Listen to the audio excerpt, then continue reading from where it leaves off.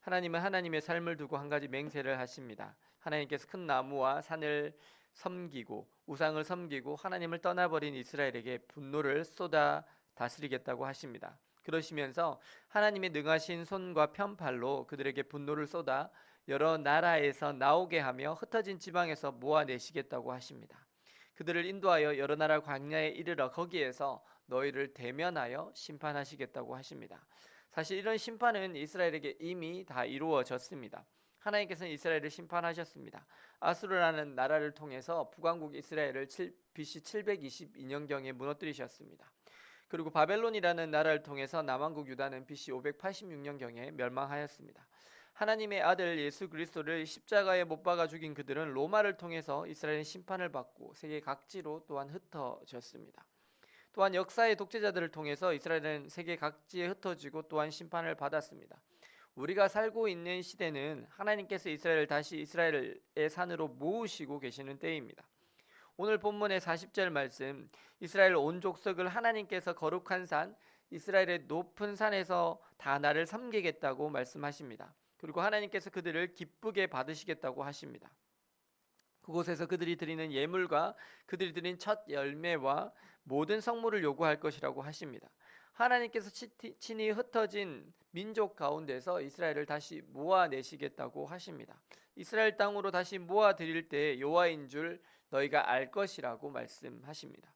그리고 그 약속이 우리 시대에는 이미 성취되었습니다. 1948년에 이스라엘이 다시 재건되었습니다. 그리고 이스라엘의 영토가 그 이후로 점점 넓혀져 갑니다.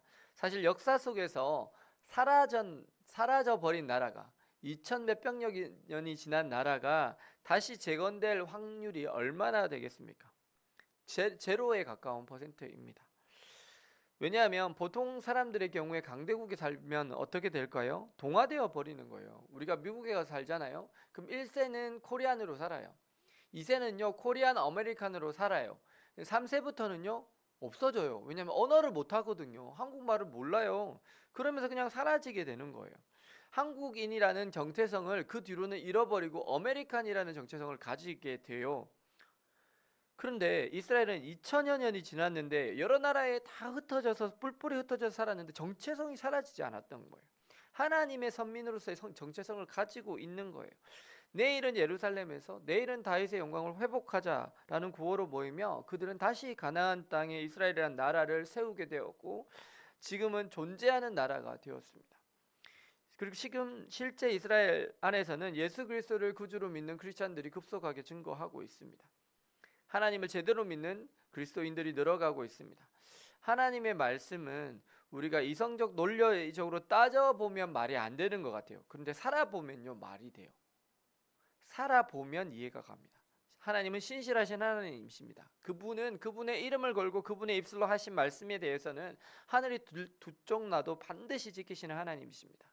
20세기 이전에 살았던 모든 사람들은 하나님의 오늘 본문의 말씀이 무엇을 의미하는지 몰랐을 거예요. 그런데 하지만 오늘을 사는 우리는 분명히 알고 있어요. 왜냐하면 우리는 오늘의 본문대로 이미 회복된 이스라엘을 존재하고 있는 이스라엘을 보면서 살아가기 때문입니다. 하나님은 회복과 구원을 주시는 하나님이십니다. 물론 하나님의 자녀인 우리들이 하나님 앞에 범죄하였을 때 징계하기도 하시지만 하나님은 우리를 하나님의 백성으로 거룩한 왕 같은 제사장으로 그의 소유된 백성으로 여기십니다. 그리고 이 모든 것은 사실은 죄와 허물, 하나님의 백성들의 죄와 허물로 인해서 시작되지만 그러함에도 불구하고 하나님께서는 그분의 능한 팔로 또 신실하신 은혜로 하나님의 백성들을 다시 모으시고 인도하신다라는 사실입니다. 우리는 예수 그리스도를 마음의 구주로 영접함으로 하나님의 백성이 되었습니다. 우리의 삶에도 때로는 하나님의 징계가 있습니다. 하나님은 자녀인 우리들도 사랑하시기 때문에 징계하십니다. 우리가 자녀를 양육함에 있어서 딱 매를 댈 때나 징계해야 될 때 징계하지 않잖아요. 그럼 어떻게 되죠? 자기 마음대로 살게 되는 거예요. 그럼 큰일 나는 거죠. 하나님의 징계도요 사실 무서워요. 한 대만 맞아도요 휘청거려 정신을 못 차릴 것 같아요. 거의 죽을 것 같아요. 거의 안 죽을 정도로만 때리시는 것 같아요. 근데 분명한 사실은 하나님은 결코 우리를 포기하시지 않는다는 사실입니다. 우리를 반드시 신실하게 이끌어 가십니다. 우리가 신실하지 않습니다. 언제나 하나님께서 신실하십니다. 그분께서 우리에게 비전을 주십니다. 회복의 은혜를 주십니다. 그리고 그 신실하신 하나님께서 우리의 모든 것을 다시 살아나게 하십니다. 오늘 그 신실하신 하나님을 기대하고 그 하나님의 말씀을 의지하고 그 말씀을 붙들고 주님 안에 소망을 두고 살아가셔서 하나님께서 주시는 회복의 은혜를 경험하시는 저와 여러분들 되시기를 예수님의 이름으로 축원합니다.